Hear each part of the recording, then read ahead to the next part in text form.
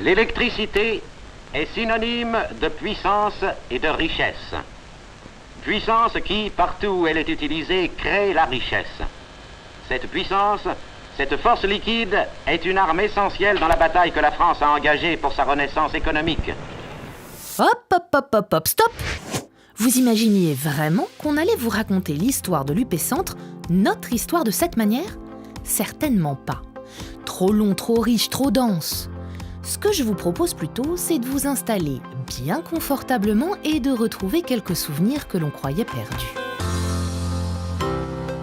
Tout progrès du niveau de vie, a fortiori l'avenir de toute réforme, repose sur l'accroissement de notre production. Le gouvernement saisira incessamment l'Assemblée de 2 projets de loi concernant l'un la nationalisation du crédit, l'autre celle de l'électricité.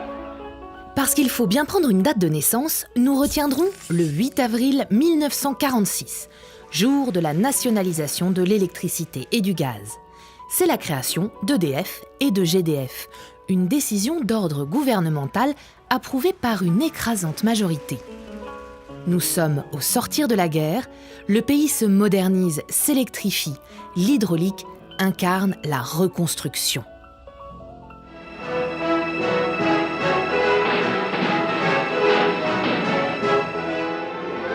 On achève ce qui était entrepris. L'Aigle entre en service dès octobre 1945. Puis c'est au tour de Chastan. En 1951, Bort-les-Orgues est la plus grande retenue de France. Et c'est ainsi que les barrages se sont peu à peu fondus dans le paysage, qu'ils l'ont façonné aussi. Comme un état de fait, ils font partie de la carte postale des plus beaux paysages de France. Et de notre culture populaire. Ce serait peut-être plus prudent de faire demi-tour.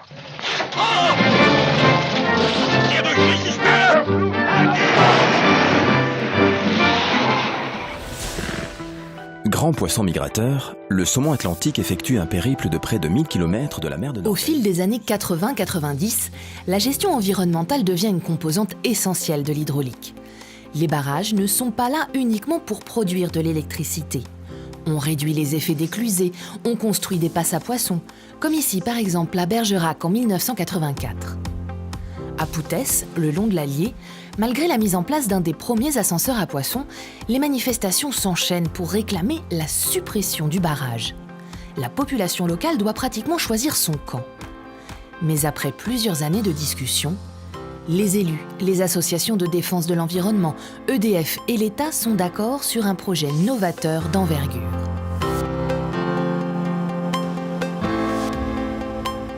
Grâce à ce type d'expérience, on apprend à gérer ce qui semblait être au départ des contradictions. On ne produit plus seulement de l'électricité. EDF se fixe de nouveaux objectifs.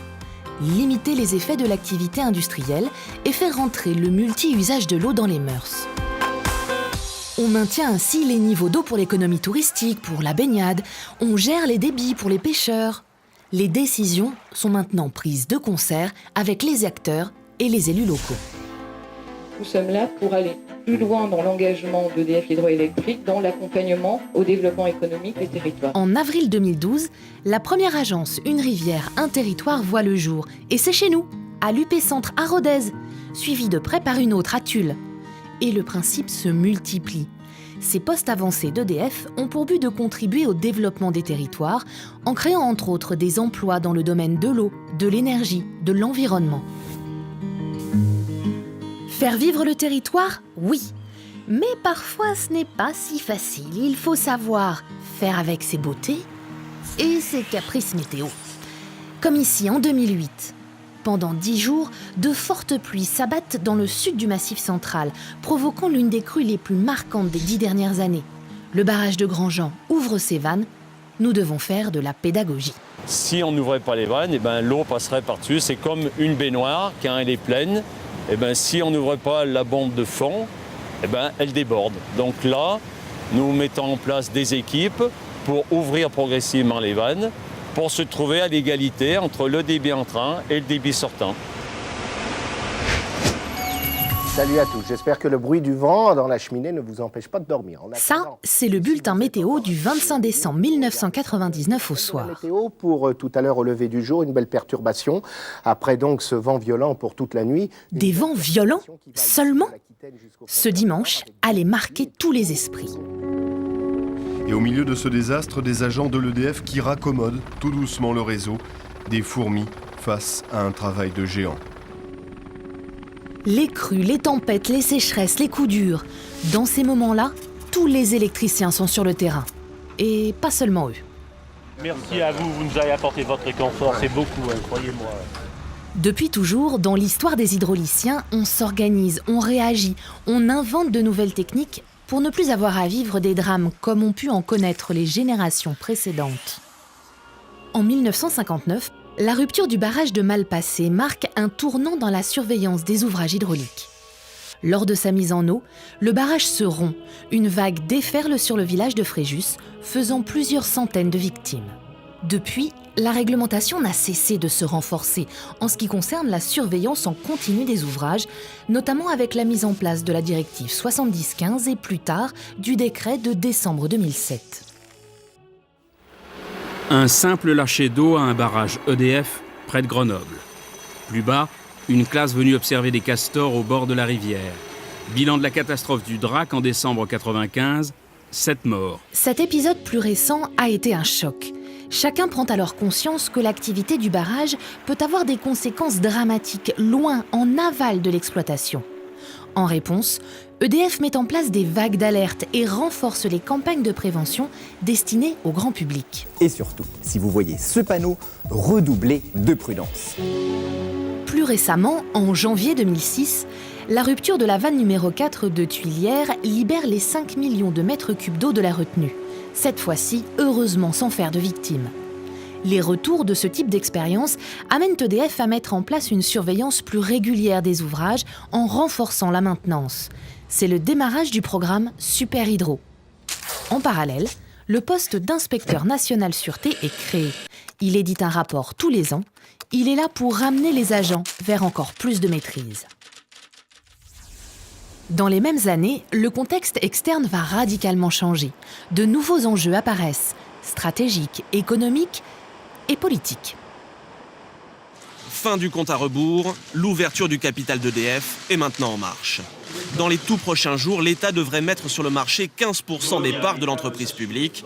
Une ouverture de capital, mais pas une privatisation. Là, nous sommes en 2005, une étape parmi tant d'autres depuis les années 90. EDF n'est plus seul au monde. Depuis la fin du monopole, l'ouverture du capital et la mise en concurrence, l'Europe, l'État et EDF vivent et traversent des étapes déterminantes pour l'avenir. Le changement de statut, la loi Sapin, le décret Borloo, le rapport Battistel, la loi Nome, la Cour des comptes. On arrêtera là cette histoire, ce feuilleton même, à l'automne 2015, date de la mise en demeure par l'Europe de la France, lui reprochant la position trop dominante d'EDF sur le marché de l'électricité.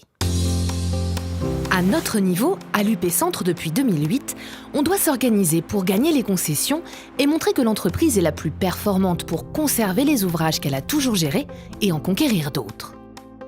Pendant ce temps, certaines concessions dont le processus de renouvellement a démarré avant le changement de statut d'EDF sont reconduites pour l'UP Centre. L'aménagement de Poutès, celui de Tuilière ou encore Aiguzon, pour ne citer que. Aujourd'hui, on voit bien que des décisions prises il y a des années, à des centaines de kilomètres, ont un effet sur la France, sur EDF, sur l'hydraulique, sur l'UP Centre et même sur toi, oui toi, là, qui regarde ce film. Entre 2000 et 2015, la DPIH décide de renforcer les équipes.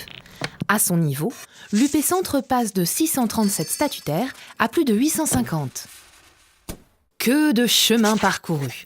Imaginez qu'en l'an 2000, l'UP Centre, ça ressemblait surtout à ça. 4 garçons enfermés dans une salle de réunion à Toulouse pendant des semaines qui doivent à eux seuls créer une unité complète. Et puis, petit à petit... Aujourd'hui, l'UP Centre, c'est 5 GEH, 1 GMH, 112 sites, 2 agences territoriales, 7,3 milliards de kilowattheures en moyenne produits chaque année. Pas mal, les gars! Et les filles! Tous ces chiffres, forcément, ça fait un peu tourner la tête. on en perdrait presque son sens de l'orientation.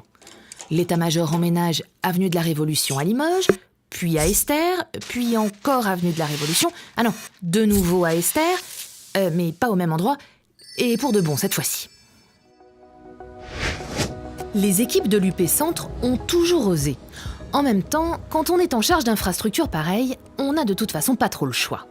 La quête de technicité, de performance se met au service de l'ouvrage. Le programme Renouveau, avec entre autres la modernisation des outils et le pilotage à distance des aménagements, est passé par là. Allô, le PCH, j'écoute. Oui, tu veux que je démarre le groupe 6 de l'Aigle à 120 MW? Bon d'accord, je démarre tout de suite. Et quelle que soit l'époque, les équipes ont toujours fait preuve d'imagination et d'ingéniosité pour répondre à des situations qui n'existent pas dans les manuels. C'est ce qu'on appelle la passion de l'hydraulique. Avec ses 225 mètres de long, le barrage de Saran est un ouvrage monumental. Bon, c'était des chantiers titanesques, donc voilà, c'est une fierté aussi de pouvoir être ici et de participer à cette histoire aujourd'hui. Quand on aime, on partage. Quand on est passionné, on transmet. Et à l'UP Centre, on est fier de montrer au grand public ce que l'on sait faire. En plus de la technique, de la lumière, l'UP Centre fait partie du quotidien de tous les coins et recoins de notre territoire. On ouvre de plus en plus les portes au public. Journée de découverte, rénovation de patrimoine grâce au programme Top Hydro, EDF devient un acteur touristique et économique du territoire.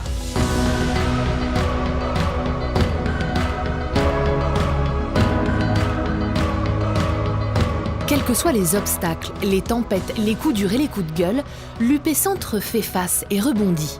Et vous savez pourquoi ? Parce que les agents ont de qui tenir. Il y a quelques années encore, on croyait l'hydraulique dépassée, vieillissante. Mais parce que c'est une énergie propre, souple, disponible quasi instantanément, elle est en fait plus que jamais au cœur des enjeux énergétiques de demain. L'UP Centre s'inscrit dans une histoire centenaire, riche de ce que nous ont légué les anciens. La force de ne pas lâcher, l'envie de toujours faire mieux, l'idée qu'ensemble on est plus fort, la passion de la machine, la fierté de faire partie de l'hydraulique.